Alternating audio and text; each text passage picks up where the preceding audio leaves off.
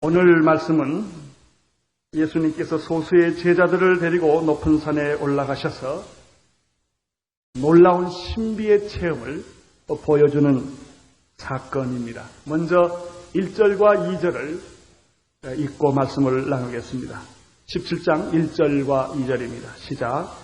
엿새 후에 예수께서 베드로와 야고보와 그 형제 요한을 데리시고 따로 높은 산에 올라가셨더니 저희 앞에서 변형되사 그 얼굴이 해같이 빛나며 옷이 빛과 같이 휘어졌더라.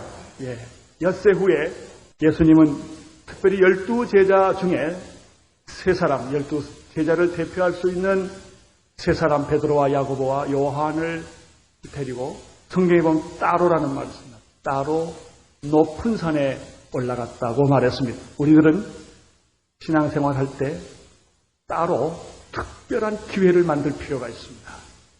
그리고 높은 산에, 이것은 특별한 장소라는 뜻입니다. 어디서든지 우리가 하나님을 만납니다. 언제든지 하나님을 만납니다. 그러나 우리는 어떤 특별한 경험이 필요합니다. 따로 높은 산에 올라갔다.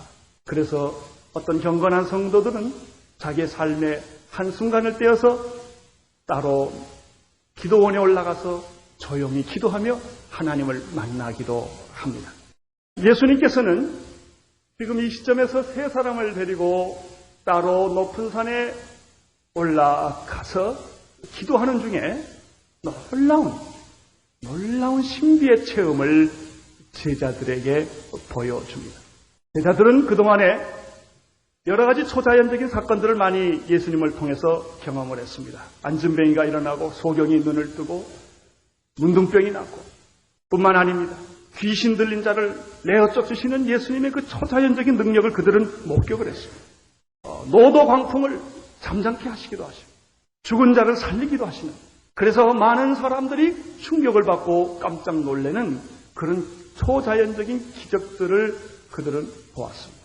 그러나 그런 기적과는 비교할 수 없는 신비 중의 신비를 오늘 이 시간에 예수님이 보여주십니다. 신비란, 특별히 신앙생활에 있어서 신비체험이라고 하는 것은 굉장히 중요합니다. 체험이 있는 사람과 없는 사람은 굉장한 차이가 있습니다.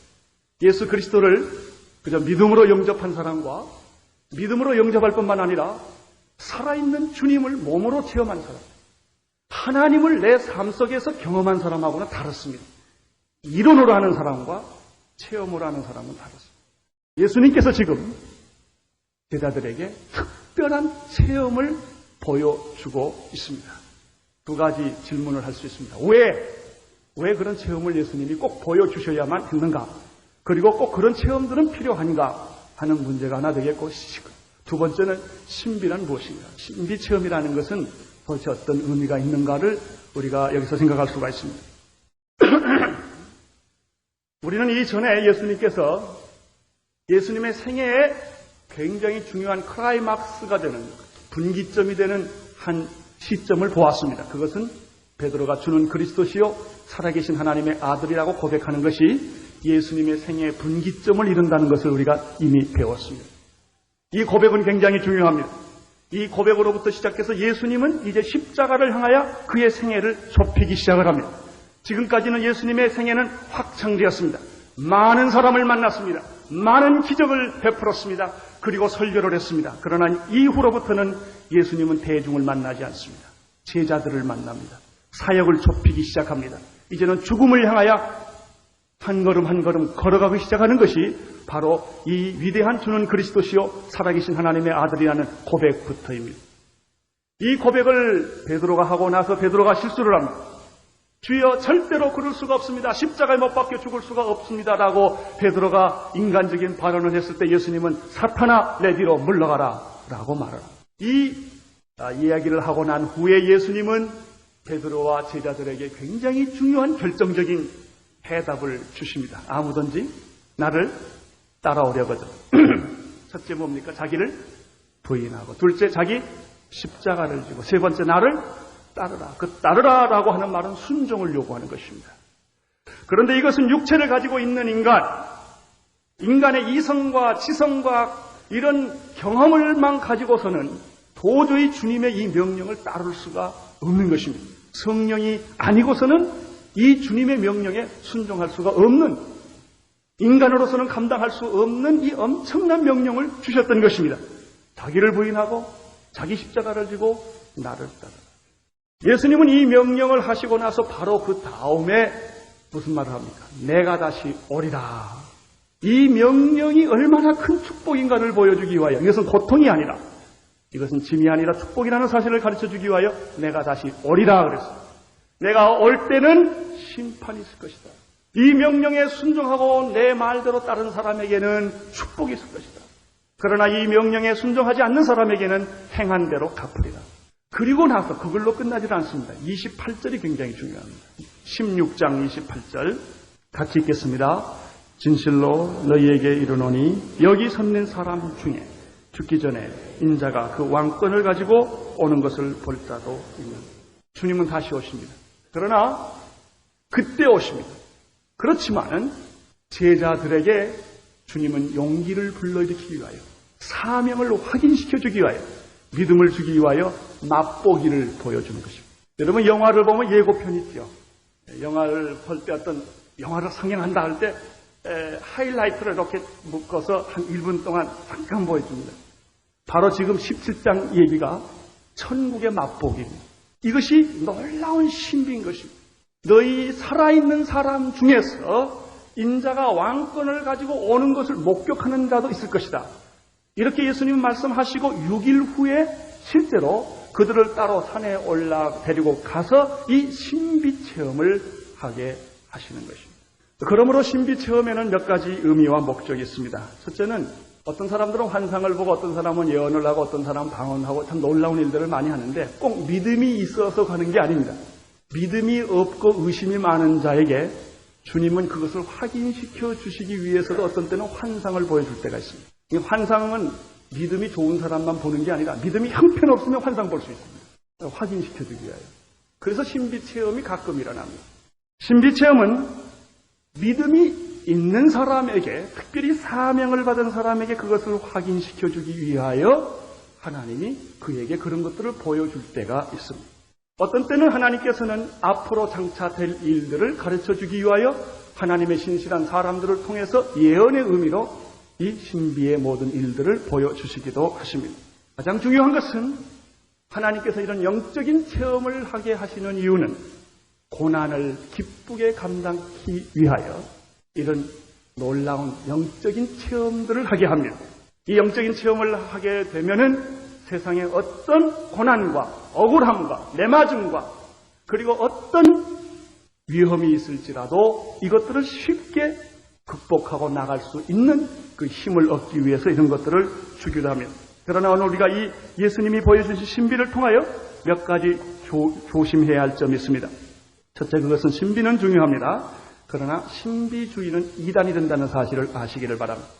기독교의 신비가 없으면 그것은 더 이상 기독교는 아닙니다. 그것은 과학이고 이성일 뿐입니다. 신비가 없다는 신비입니다. 그러나 신비주의로 빠지는 것은 이단이 됩니다. 신비는 중요합니다. 그러나 신비는 우리의 신앙을 더 강하게 만들어줄 수는 있지만은 신비가 우리의 신앙의 내용은 아닙니다.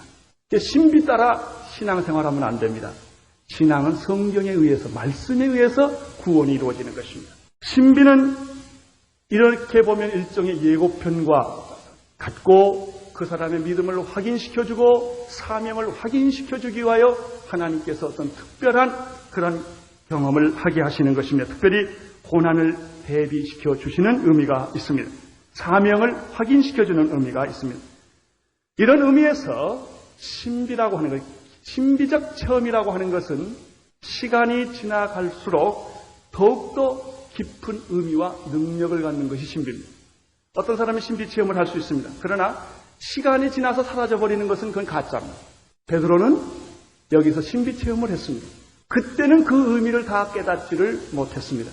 돌아와서 생각해보면 볼수록 거기에 놀라운 하나님의 사랑과 능력과 거룩이 있었다는 사실을 그가 깨닫게 된 것입니다.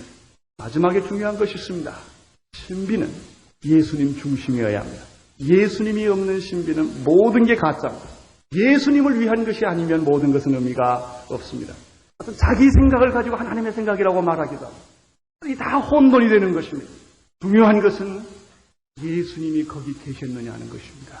예수님을 위한 것이냐 하는 것입니다. 자, 이런 시각에서 오늘 이 말씀을 깊이 생각해 보겠습니다. 오늘 이 본문에서 발견하는 것은 예수님에 대한 두 얼굴입니다.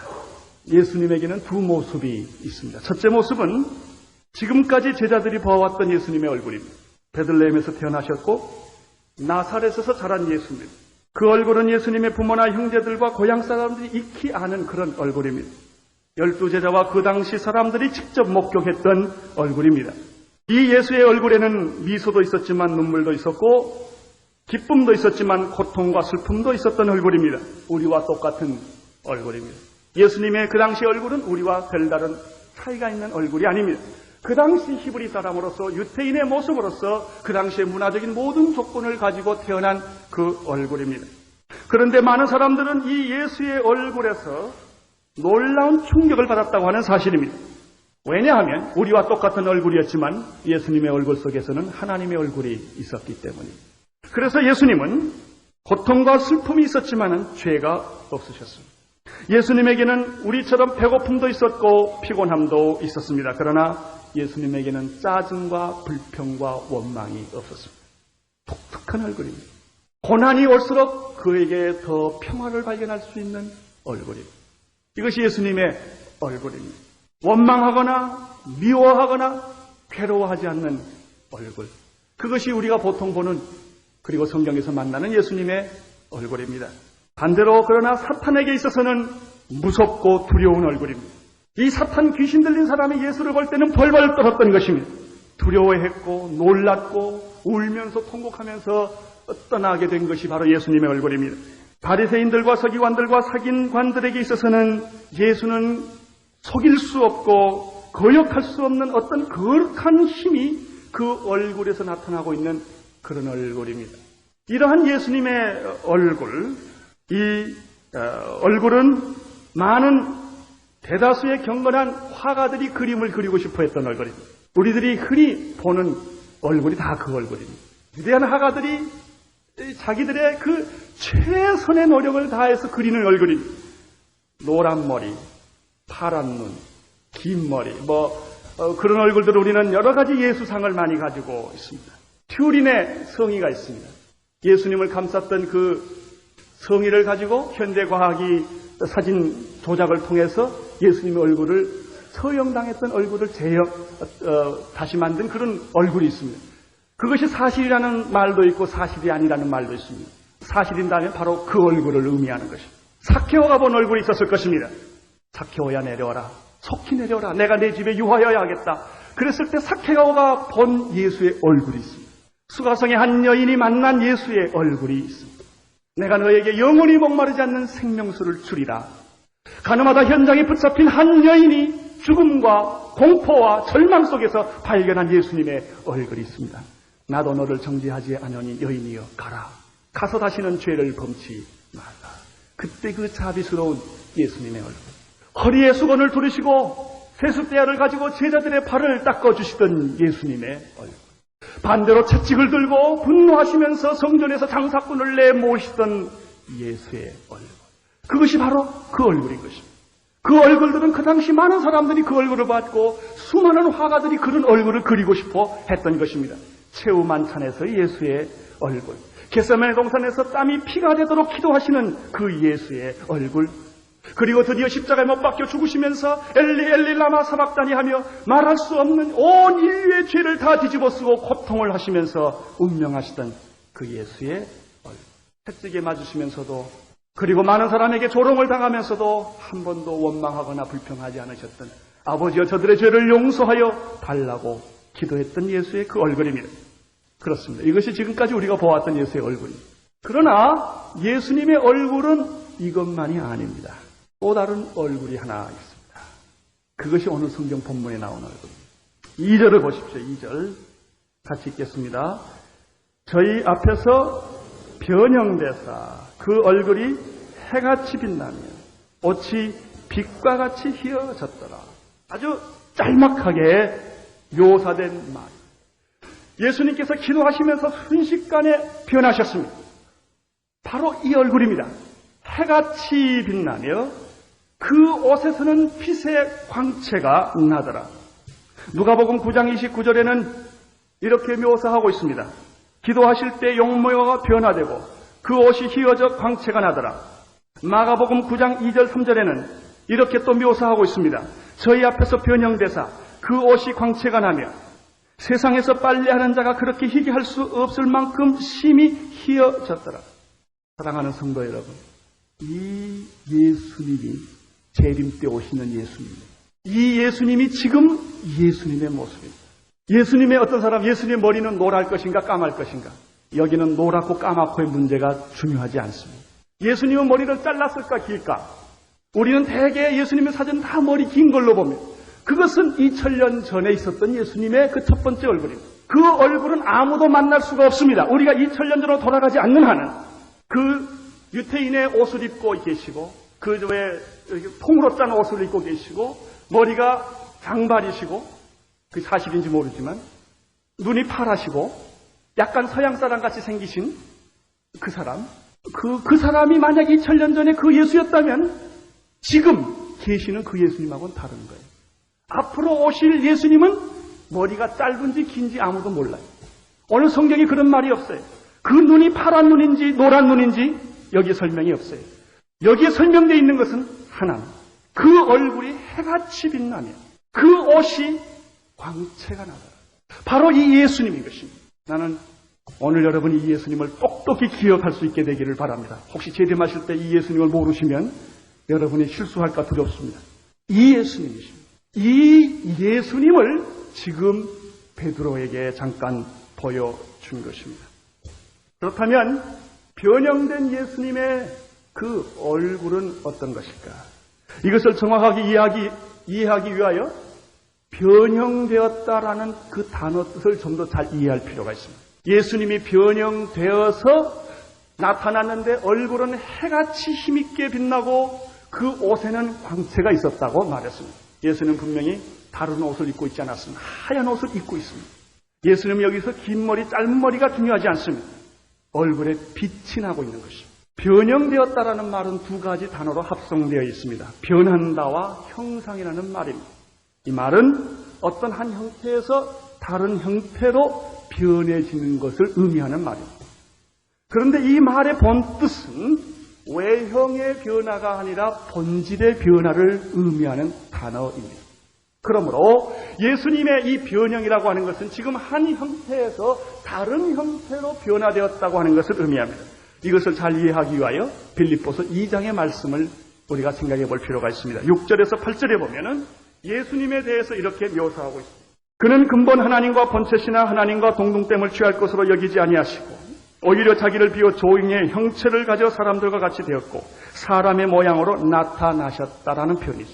예수님은 하나님이십니다. 본질은 하나님이십니다. 그러나 하나님과 동등됨을 취할 것으로 여기지 아니하시고 우리 인류를 구원하기 위하여 그가 하나님됨을 포기하고 인간의 몸을 입고 사람으로 오셨다고 말했습니다. 사람으로 오셨는데 그것은 종의 모습으로 오셨다고 말했습니다. 그런데 지금은 예수님이 종의 모습, 사람의 모습, 우리와 똑같은 성정을 가진 인간의 모습으로 지금 계십니다. 그런데 지금 여기에서 변형되사 다시 본래의 모습으로 돌아가는 것입니다. 한 형태에서 본질적으로 다른 형태로 바꾸어진 것을 의미합니다. 지금 예수님께서 변형되신 이 모습은 인간이 되기 이전의 모습, 하나님의 모습으로 돌아간 것을 의미합니다. 그것은 또다시 주님이 그날에 오실 터인데 그 오시는 그 모습이 바로 이런 모습입니다. 그러므로 우리 성도들은 사실은 그런 사진 걸어놓는 것도 나쁜 것은 아닙니다만은 예수님이 33년 동안 계셨을 때 그 얼굴보다도 우리들이 더 사모하고 기다리고 그리고 그리워해야 할, 기대해야 할 얼굴들은 바로 지금 계시는 그 얼굴인 것입니다. 인간의 육신의 몸을 다 벗으시고 본질의 모습으로 돌아가신 그 예수 그리스도, 하나님 우편에 계시는 예수 그리스도, 그리고 통치하시는 예수 그리스도, 대심판주로 다시 오실 예수 그리스도, 그분을 우리가 더 많이 생각해야 한다는 것입니다. 히브리서 1장 3절에는 이 예수님에 대해서 이렇게 묘사하고 있습니다. 이는 하나님의 영광의 광채시여 그 본체의 형상이시라. 그의 능력의 말씀으로 만물을 붙드시며 죄를 정결케 하는 일을 하시고 높은 곳에 계신 위엄의 우편에 앉아 계시느니라. 바로 그 예수 그리스도십니다. 이 예수 그리스도를 좀 더 잘 묘사한 말씀이 있습니다. 계시록 1장 13절입니다. 이것은 찾아보시기를 바랍니다. 요한계시록 1장 13절. 예수님이 어떤 모습을 하고 있는지 보십시오. 요한이 계시 속에서 발견한 예수 그리스도입니다. 13절 같이 읽겠습니다. 촛대 사이에 인자 같은 이가 발에 끌리는 옷을 입고 가슴에 금띠를 띠고 그 머리와 털의 희기가 흰 양털 같고, 그러니까 분명히 노란 머리는 아니에요. 그리고 흰 옷을 여기서 입었다고 말했어요. 그리고 그러니까 노란 머리도 아니고 노란 눈도 아니고 까만 머리도 아니고 잘 모르겠어요. 나중에 이거는 다른 거예요. 우리가 흑인이냐 백인이냐 황인종이냐 가지고 예수님을 논할 필요가 전혀 없는 겁니다. 그 다음에 보십시오. 그의 눈은 뭐 같고? 노랑 눈이 아니라 불꽃 같은 눈. 까만 눈이 아니라 불꽃 같은 눈. 그의 발은 풀무에 연단한 빛난 주석과 같다고 했어요. 그의 음성은 많은 물소리와 같으니 그의 오른손에는 7뼈리 있고 그의 입에서는 좌우에 날선 검이 나오고 그의 얼굴은 어떻게 되어 있습니까? 해가 힘있게 비치는 것 같다. 오늘 여기 나와서는 해가 비치는 것 같다. 이렇게 설명한 것과 똑같아요. 예수님의 얼굴은 해와 같다. 해가 힘있게 빛을 비추는 것 같은 그런 모습을 한 예수님입니다. 이것이 바로 승천하신 예수 그리스도, 다시 오실 예수 그리스도, 유태인의 옷을 입지 않으신 예수 그리스도, 유태인의 모습을 하지 않는 예수 그리스도, 원래의 본래의 하나님, 본질의 예수 그리스도, 천상의 예수 그리스도, 바로 그분이신 것입니다. 이분을 지금 베드로에게 그리고 요한에게 야고보에게 보여주시고 오늘 이 말씀을 통해서 여러분에게도 보여주시는 것입니다. 계속해서 보십시오. 내가 볼 때 그 발에 엎드려져 뭐같이 되었죠? 죽은 자같이 되었다. 여러분, 이 영광스러운 주님을 본 사람은 두려움에 떨지 않을 수가 없습니다. 죽은 자같이 된다고 말했으면 오늘 성경에도 베드로가 야고보와 요한이 이 변화상에서 예수 그리스도를 만났을 때, 하늘에서 음성을 들었을 때 그들이 두려워 떨었다는 말은 바로 죽은 자와 같이 됐다고 하는 그런 뜻입니다. 여러분, 진짜 하나님을 만난 사람은 건방질 수가 없습니다. 하나님을 만난 사람은 그렇게 자고할 수가 없습니다. 가슴이 떨리고 이 하나님의 그 엄청난 거룩 앞에 두려워 떨게 되는 것입니다. 죽은 자같이 되는 것입니다. 그가 오른손을 내게 얹고 가라사대 노하지 말라, 두려워 말라. 오늘 성경에도 그 말이 나옵니다. 일어나라, 두려워 말라. 이것이 바로 하늘의 권위를 가지시고 왕권을 가지시고 하늘의 모든 통치권을 가지신 그분의 입에서 나오는 말인 것입니다. 두려워 말라. 그가 오른손을 내게 얹고 가라사 두려워 말라. 나는 처음이요 나중이니 곧 산자라. 내가 전에 죽었노라. 볼지어다 이제 세상 세세토록 살아있어 사망과 음부의 열쇠를 가져. 나는 여러분이 이 예수 그리스도를 마음속에 늘 그릴 수 있기를 바랍니다. 우리는 시작은 베들레헴부터 시작을 합니다. 나사렛에서 자란 예수를 우리는 사랑합니다. 요한복음에 나타나시는 많은 그 사복음서에 나타난 예수 그리스도, 안전뱅이를 일으키시고 문둥병을 고치시고 그리고 죽은 자를 살리시고 병든 자를 그리고 소외된 자를 그리고 세상에서 버려온 자를 그리고 세상에서 죄인 취급하던 사람들을 용납하시던 예수 그리스도의 얼굴을 우리가 상상해야 할 것입니다. 그러나 그것만 해서는 안 됩니다. 다시 오실 예수 그리스도, 해가 힘있게 비치는 것처럼 그 얼굴에서 광채가 나는 우주를 통치하시는 그 예수 그리스도, 다시 오실 심판주로서 예수 그리스도, 흰옷을 입은 예수 그리스도, 불꽃 같은 예수 그리스도, 이분을 여러분들이 만나셔야 합니다. 그리고 이분을 여러분이 경험하셔야 합니다. 여기서 예수님의 그 얼굴이 해와 같고 그리고 그 옷이 광채가 났다고 했는데 이 말은 바로 예수님의 영광과 거룩과 신성의 그 위엄을 보여주는 말입니다. 하나님의 영광 그 자체요 영광에서 나오는 빛입니다. 이것을 우리가 어찌 상상할 수가 있겠습니까? 그러나 오늘 우리는 이 말씀을 통해서 이 그림을 보는 것입니다. 예수 그리스도. 그것은 갈릴리의 해변가에 계셨던 예수 그리스도가 아니라 십자가에서 사망 권세를 이기시고 부활하시고 그리고 가서 모든 족속에게 제자를 삼으라고 명령을 하시고 그리고 세상 끝날까지 내가 너와 항상 함께 있겠다고 약속을 하시고 그리고 내가 천국에 가서도 너를 위하여 기도하겠다고 하시는 바로 그 예수 그리스도십니다. 그 예수 그리스도가 지금 오늘 이 교회의 주인이시고 우리의 구원의 주이시고 그 예수 그리스도가 이 우주의 통치자시고 우리의 왕이신 것입니다. 우리는 그분을 찬양하고 그분께 경배하고 그분께 나아가는 것입니다. 여기 3절에 보십시오. 3절에 보면은 때에 모세와 엘리야가 예수로 더불어 말씀하는 것이 저희에게 보였다고 그랬습니다. 예수의 그 변형된 모습에 두 사람이 되셨습니다. 모세와 엘리야입니다. 모세는 구약의 율법을 대표하는 사람이고 엘리야는 구약의 모든 예언자를 대표하는 사람으로 나타납니다. 그리고 그들이 거기서 대화하고 있었습니다. 이 세상에서 하나님 나라의 경험입니다. 사랑하는 성도 여러분, 나는 여러분들이 이 세상에서 하나님의 나라를 경험하며 살기를 바랍니다. 이 세상만 보면 살 맛이 전혀 없어요. 죽음과 배신과 거짓말과 도둑질과 사기와 이런 걸로 가득 차 있는 세상. 음란과 시기와 욕심과 세상살이가 얼마나 지옥입니까? 그러나 우리 그리스도인들은 그 세상 속에서 하나님을 경험하는 것입니다.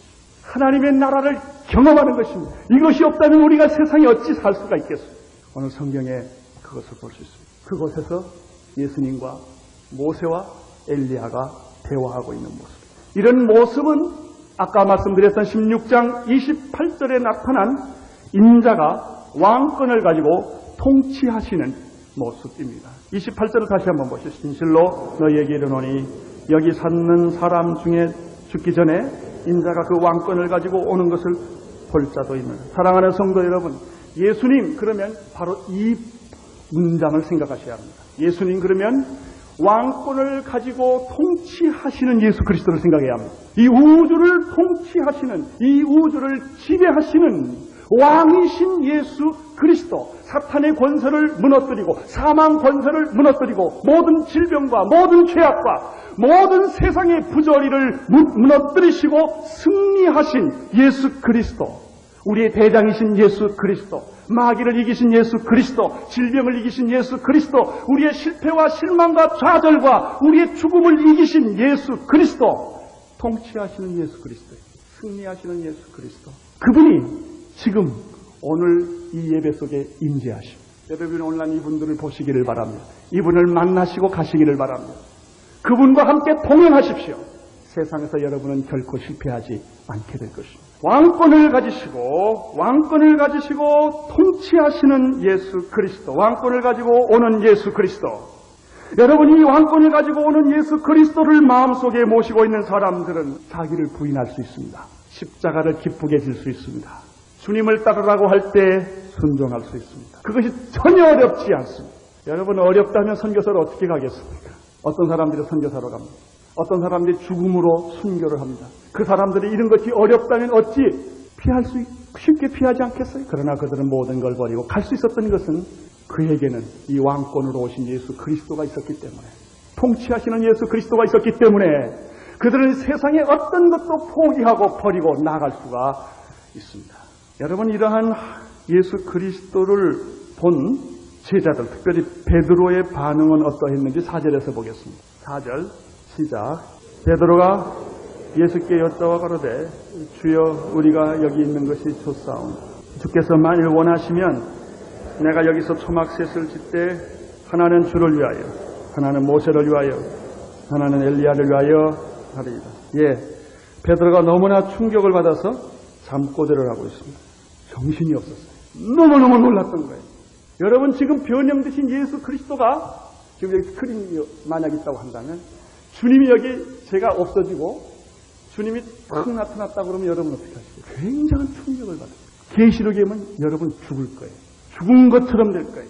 진짜 그 통치하시는 왕이 임재하십니다. 지금 여기 계십니다. 우리가 눈이 어두워서 못 볼 뿐이에요. 그분은 여기서 예배를 받으시고 여러분의 찬양을 받으시고 여러분의 기도를 받으십니다. 그분은 여기에 임재하고 계십니다. 베드로는 그것을 그 순간에 눈을 뜨고 본 겁니다. 그래서 굉장히 충격을 받았어요. 그런데 충격을 받았는데 베드로가 엉뚱한 소리를 오 주여 당신이 원하시면 집을 집시다. 초막셋을 지어서 하나는 당신을 위하여 하나는 엘리야를 위하여 하나는 모세를 위하여 라고 대답을 합니다. 아직까지 베드로는 미성숙의 신앙인임을 여기서 볼 수 있어요. 제정신이 아니었습니다. 베드로가 왜 이런 엉뚱한 말을 하게 되었을까요? 누가복음 9장 32절에 그 이유가 있습니다. 베드로가 왜 이런 잠꼬대를 했을까요? 누가복음 9장 32절. 누가복음에는 좀 더 자세히 설명하고 있습니다. 베드로와 및 함께 있는 자들이 어떻게 했습니까? 고나여 뭐하다가? 졸다가. 혹시 조는 분이 안 계시기를 바랍니다. 베드로가 졸다가 깼습니다. 졸다가 아주 깨어 예수의 영광과 및 함께 선 두 사람을 보더니 이렇게 되어 있습니다. 그 다음에 33절 두 사람이 떠날 그 무렵에 베드로가 예수께 여짜오되 주여 우리가 여기 있는 것이 좋사오니 우리가 초막셋을 짓되 하나는 주를 위하여 하나는 모세를 위하여 하나는 엘리야를 위하여 하사이다. 그 다음 말이 중요해요. 하되 그 다음에 읽어주세요. 자기 하는 말을 그러니까 뭐예요? 헛소리죠. 헛소리 하는 사람들 참 많아요. 예수 믿으면 신앙인 줄 알고 교회 오랫동안 왔다 갔다 하면서 헛소리 하는 사람들 참 많아요. 자다가 깨서 잠꼬대죠. 베드로가 지금 이런 지경에 들어간 것입니다. 자기가 하는 말을 자기가 몰라요. 어떤 사람하고 대해보면 열심히 무슨 얘기를 하는데 자기가 무슨 말을 했는데 자기가 모르는 사람 참 많아요. 특별히 신앙 문제를 토론해보면 자기가 하는 말을 자기가 모르는 사람 참 많아요. 베드로가 그렇게 되어 있습니다. 사랑하는 성도 여러분, 신앙의 잠을 자지 않기를 부탁드립니다. 베드로는 육신의 잠만 잔 것이 아닙니다. 신앙의 잠도 잤습니다. 베드로는 잠자는 것하고 상관이 많아요. 이런 경험을 하고 나서도 또 한 번 그런 실수를 한 적이 있습니다. 예수님께서 십자가 지시기 전에 겟세마네 동산에 가서 예수님은 땀이 뭐가 되도록 기도했는데 피가 되도록 기도했는데 베드로는 쿨쿨 잤어요. 예수께서 베드로에게 베드로야 일어나 나랑 같이 기도하자. 그래도 또 잤습니다. 드디어 가서 베드로야 일어나 이제 갈 때가 되었다. 그때 베드로는 기도합시다 주님. 여러분 그 후에 베드로가 어떻게 된 줄 아십니까?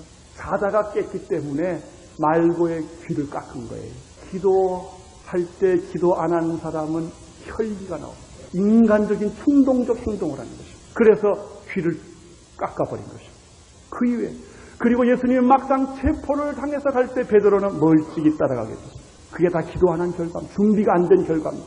그리고 예수님이 재판받는 동안에 새벽에 베드로는 예수님을 몇 번씩이나 부인했습니까? 3번씩이나 어린 계집종 앞에서 부인하는 그런 처지에까지 들어가게 됩니다. 이것이 전부 이거하고 연관이 되어 있습니다. 오늘도 베드로는 잠을 자고 졸다가 환상을 보고 헛소리를 한 것입니다. 잠을 자고 있었던 베드로는 땅의 일에 관심이 많았습니다. 지금 하늘의 사건이 땅에 벌어지고 있는데 예수님의 얼굴에 해같이 빛나고 있는데 그 옷의 광채가 영광으로 나타나고 있는데 베드로는 집질 생각에 가득 차 있었던 것입니다. 여러분 기도할 때 기도해야 할 때 기도하시기를 바랍니다. 지금 이 세계는 도처에 엄청난 일들이 벌어지고 있습니다. 하루가 멀게 정치, 경제 상황은 급변하고 있습니다.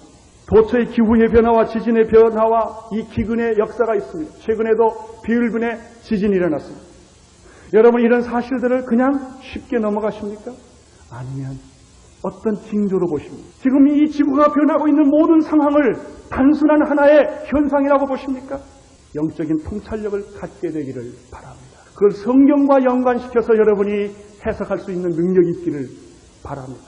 만약 이러한 모든 내 생활 속에서 일어나고 있는 사건들, 아프다든지 내 개인에게 일어나고 모든 사건들을 영적으로 여러분이 해석할 능력이 없다면 여러분은 곧 낭패를 당하고 말 것입니다. 하나님은 여러 가지 모양으로 여러분에게 사인을 보내주고 있습니다.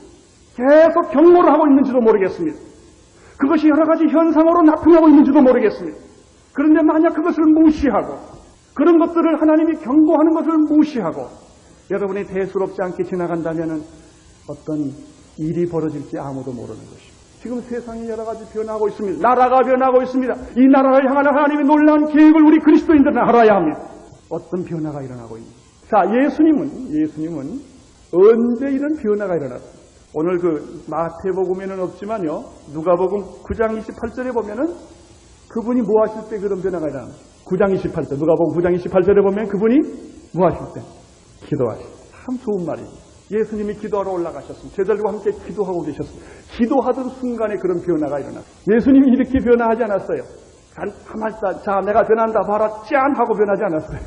그렇게 안 변했어요. 또 예수님이 연극하시듯이 잠깐만 하고 저기 무대 뒤에 들어가셨다가 옷 갈아입고 나오신 것도 아니에요. 예수님은 그렇게 한 번 하셨어요. 그럼 어떻게 변하셨어요?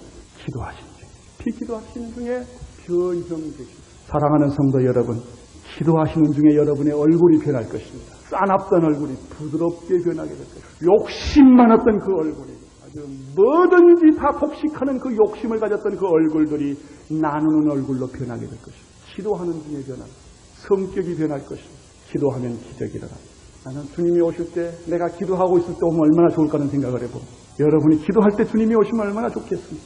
기도하실 때 예수님이 변화가 일어났습니다. 변형되는 순간이 예수님이 기도하는 그 가운데서 예수님이 본래의 모습으로 돌아간 것입니다. 베드로는 졸다가 헛소리를 했습니다. 예수님은 기도하시다가 변형되죠. 얼마나 좋은 대조입니까? 자, 베드로의 이러한 인간적인 집 짓는 얘기, 집 짓는 얘기는 땅 사는 얘기 다 똑같은 얘기입니다. 집 짓는 얘기, 땅 사는 얘기, 옷 입는 얘기, 다 같은 이 유형입니다. 다 기도를 안 하면 그런 데 관심을 많이 갖게 됩니다. 돈 버는 얘기 다 이렇게 얘기를 했을 때 하늘에서 음성이 들렸어요. 5절을 보시기를 바랍니다. 5절 말할 때 호련히 빛난 구름이 저희를 덮으며 구름 속에서 소리가 나서가 이는 내 사랑하는 아들이요 내 기뻐하는 자니 너희는 저희 말을 세 가지가 나옵니다. 빛난 구름이 저희들을 덮었다. 그리고 구름 위에서 음성이 들렸다. 이것은 예수님이 재림할 때 여러 가지 설명과 아주 비슷한 설명입니다. 이것은 하나님의 영광과 권위를 보여주는 그림. 두 가지 음성이 들렸다. 첫째는 이는 내 사랑하는 아들이요 내 기뻐하는 자. 이 말씀은 처음이 아닙니다. 예수님께서 공생의 시작 때 물에서 세례를 받으시고 세례 요한에게 올라오실 때 하늘문이 열리고 비둘기처럼 성령이 예수 위에 임하시고 그리고 그 하늘 위에서 음성이 들렸습니다. 이는 내 사랑하는 아들이요 내 기뻐하는 자라. 이 말은 무슨 뜻이에요? 지금 처음에 그 얘기가 나오고 지금 십자가를 치기 전 가장 결정적으로 중요한 이 시간에 그 얘기가 또 나옵니다. 이는 내 사랑하는 아들이요 내 기뻐하는 자. 하나님의 확인입니다. 하나님의 확인. 정말 내 사랑하는 아들이다. 내 분심이다. 내 자신. 내가 기뻐하는 아들이다. 그 사랑하고 기뻐하는 아들을 너를 위하여 내가 십자가에 지금 못 박혀 죽이려고 한다. 가짜가 아니라 예수는 가짜가 아니다. 진짜다. 진짜 내 아들. 이 예수 그리스도를 네 죄를 위하여 내가 죽일 것이다. 그런 얘기. 두 번째, 너희는 그분의 말을 들어라. 하늘의 음성. 이것은 오늘 여러분에게도 하는 음성입니다. 8절입니다. 신비의 결론. 예수 외에는 아무도 보여서는 안 돼. 모세도 지나가고 엘리야도 지나가고 눈을 떠서 보니 예수밖에 없었더라. 얼마나 좋은 말입니까? 여러분 꿈을 꿔도 좋고 환상을 봐도 좋고 음성을 다 좋습니다. 결론. 예수님 외에는 아무것도 안 보이더라. 세상도 없고 나도 없어야 예수님만 영광을 예수님께만 영광을 그분만 보이더라. 여러분의 생애가 예수로 가득 차기를 바랍니다. 오 하나님 아버지시여, 오늘 저희들은 마태복음 17장을 통해서 다시 오실 예수 그리스도의 모습을 보았습니다. 주님, 이러한 영적 체험과 신비의 체험을 겪고 나서 세상으로 돌아가라 하신 예수님, 예수와 함께 가라 하신 그 음성을 듣게 하여 주시옵소서. 예수님 이름으로 기도드리옵나이다. 아멘.